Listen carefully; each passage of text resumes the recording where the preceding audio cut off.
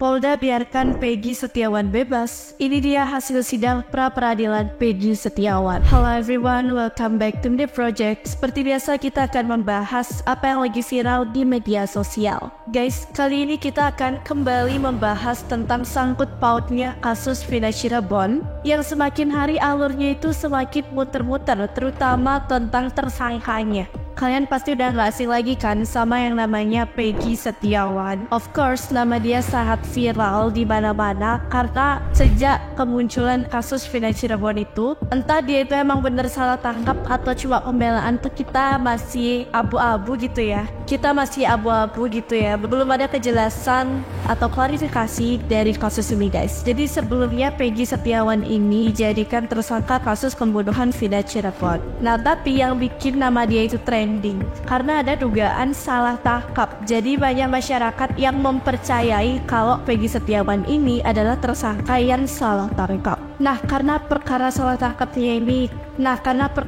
tangkapnya itu berlanjut sampai saat ini, akhirnya ada sidang pra-peradilan Peggy Setiawan yang akan menentukan apakah dia benar-benar tidak bersalah dan polisi benar-benar salah tangkap, atau itu hanya pembelaannya Peggy aja, guys. Di sidang pra-peradilan inilah mereka akan adu bukti gitu. Kayak kuat-kuatan bukti mana yang lebih kuat, dia yang menang. Siapa yang bakalan punya bukti lebih kuat? Coba komen di bawah. Untuk bukti kuatnya Peggy Setiawan udah pernah kita bahas di video sebelumnya. Kalian coba cek aja, itu ada upaya pembebasan Peggy ya. Di sana udah kita bahas bukti kuat apa untuk membebaskan Peggy Setiawan. Nah, akhir-akhir ini viral lagi nih soal sidang pra-peradilan Peggy Setiawan yang harusnya dilaksanakan itu di tanggal 24 Juni 2024 kemarin. Tapi sepertinya Polda memberikan udara segar kepada Peggy Setiawan. Soalnya guys, tidak hadir sama sekali pada waktu persidangan yang telah ditentukan. Hal ini tentunya akan mempermudah Peggy Setiawan untuk menyampaikan bukti-bukti bahwa dia itu tidak bersalah, karena tidak ada yang membantah, aka tidak ada bantahan dari pihak Polda itu, guys. Dan alasannya itu kenapa Polda bisa nggak hadir, katanya karena ada agenda yang bentrok sehingga tidak bisa mengikuti persidangan pada saat itu. Terus gimana tuh hasil persidangannya pada saat itu? Apakah itu akan mempermudah Peggy Setiawan? Dan gimana kelanjutannya setelah ini, guys? Coba kita cari tahu dulu informasi lengkapnya seperti apa. Seperti yang kita ketahui bersama, kasus Vina Cirebon itu, kasus Vina Cirebon itu yang buat alurnya muter-muter selama ini kan tersangkanya. Banyak banget perihal salah tangkap di sini. Yang paling viral itu Peggy Setiawan. Nah, jadi si Peggy ini sempat ingin mengklarifikasi ke media kalau misalnya dia itu nggak bersalah, apalagi dia udah sempat menuliskan surat-surat kepada ibunya kalau dia itu rela mati, padahal dia tuh nggak bersalah, guys. Kayak seolah-olah dia itu sedang menutupi sesuatu dimana sampai dia itu rela mati walaupun dia nggak bersalah, seperti ada ancaman gitu loh yang mengancam dia. Makanya dia cuma bisa nulis hal-hal seperti itu aja. Bahkan pada saat dia ingin mengungkapkan ke media itu sampai itu juga menyampaikan, saya itu gak bohong, saya rela mati gitu. Pokoknya dia ingin mengungkap kebenaran walaupun harus mati gitu lah ya intinya. Terus pas dia mau nyampein ke media itu malah ditahan-tahan sama pihak kepolisian. Nah, pastinya hal itu membuat warganet semakin curiga kalau memang benar Peggy Setiawan ini salah tangkap. Apalagi ada kabar kalau pada saat kejadian pembunuhan Vina Cirebon ini, Peggy Setiawan itu sedang berada di Bandung, bukan di Cirebon, guys. Nah, jadinya hal itu semakin memperkuat bukti kalau Peggy Setiawan ini memang salah tangkap. Oke, sekarang coba kita cari informasi bagaimana kelanjutan dari sidang pra-peradilannya Peggy Setiawan, guys. Jadi guys, dilansir dari tribunnews.com, sidang pra-peradilan tersangka pembunuhan Vina dan Eki Peggy Setiawan akan kembali digelar pada Senin 1 Juni 2024. Diketahui sebelumnya sidang pra-peradilan Peggy sempat tertunda karena Polda Jawa Barat tak hadir dalam sidang yang digelar di Pengadilan Negeri Bandung pada Senin 24 Juni 2024 lalu. Ketidakhadiran Polda Jabar ini pun menjadi sorotan publik, termasuk oleh kuasa hukum Peggy, Mukhtar Effendi. Mukhtar kemudian menegaskan untuk gelaran sidang pra-peradilan yang kedua ini, hadir tidaknya Polda Jabar maka sidang akan tetap berjalan.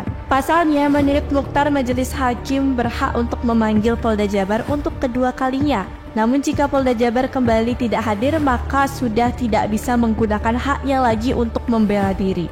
Lebih lanjut, Mukhtar menyebut jika Polda Jabar kembali tak hadir di sidang pra-peradilan Peggy, maka akan menguntungkan pihak Peggy karena tidak ada bantahan yang membantah argumen Peggy di persidangan. Kabid Humas Polda Jabar Kombes Jules Abraham Abbas menjelaskan alasan Polda Jabar mangkir pada sidang pra-peradilan perdana karena ada agenda lain yang bentrok. Pihak Polda Jabar pun memilih memenuhi agenda lain dibandingkan menghadiri sidang pra-peradilan yang kasusnya pembunuhan Vina dan Eki ini. Jules memastikan pada sidang berikutnya pihak Polda Jabar akan hadir. Nah, jadi gitu guys informasinya. Ternyata sidang perdananya itu tertunda karena tidak hadirnya Polda Jabar. Tapi kalau misalnya next sidang Poldanya nggak hadir lagi, itu artinya akan mempermudah Peggy untuk menyampaikan bukti-bukti kuat bahwa dia tidak bersalah. Apalagi memang banyak kejanggalan ya dari kasus Vina ini, mulai dari munculnya pelaku yang salah tangkap, 2 DPO yang secara tiba-tiba hilang, seolah-olah pencarian itu sudah terhenti gitu loh guys. Makanya kasus ini bisa panjang banget dan gak selesai-selesai karena ya kejanggalan-kejanggalan itu. Dan untuk saat ini masih belum ada hasil dari sidang kelanjutan pra-peradilannya Peggy Setiawan. Kita lihat nanti aja guys, apakah sidang ini akan membuahkan hasil dan siapa yang akan benar di sini. Apakah Polda akan bisa meruntuhkan bukti kuat yang dibawa oleh Peggy? Dan kalau misalnya setelah sidang ini terbukti Peggy yang bersalah, semoga bisa cepat kelar deh ya kasusnya. Dan seandainya kalau nggak terbukti Peggy bersalah, kasus ini pasti akan berkelanjutan panjang. Dan penyelidikannya juga kemungkinan akan memakan waktu, bisa jadi ada yang salah tangkap lagi, bisa jadi dihentikan. Banyak kemungkinan yang terjadi guys. Kita doain aja yang terbaik. Kalau emang si Peggy ini salah tangkap, biar gak kena hukuman gitu kan, kasihan mempertanggungjawabkan apa yang tidak dilakukan. Dan lagi satu, kalau misalnya ini terbukti salah tangkap, semoga nextnya lagi tidak ada hukuman yang semena-mena untuk orang yang tidak melakukan kesalahan tersebut. Berarti dari pihak kepolisian memang harus dievaluasi supaya tidak salah tangkap lagi gitu kan. Kasihan banget gak sih, mana masih muda, mendekap di penjara gitu kan. No that way. Kalau menurut kalian gimana nih guys? Atau di dalam pikiran kalian udah ada sekilas gimana kira-kira hasil kelanjutan dari sidang pra-peradilannya Peggy? Mungkin aja kalian udah nebak endingnya bakal gimana nih guys. Coba tuliskan pendapat kalian di kolom komentar. Anyways, gitu dulu ya video kali ini. Jangan lupa untuk like, comment, dan subscribe channel Midday Project. And jangan lupa untuk nyalakan notifikasi kalian supaya nggak ketinggalan berita terupdate dari Midday Project.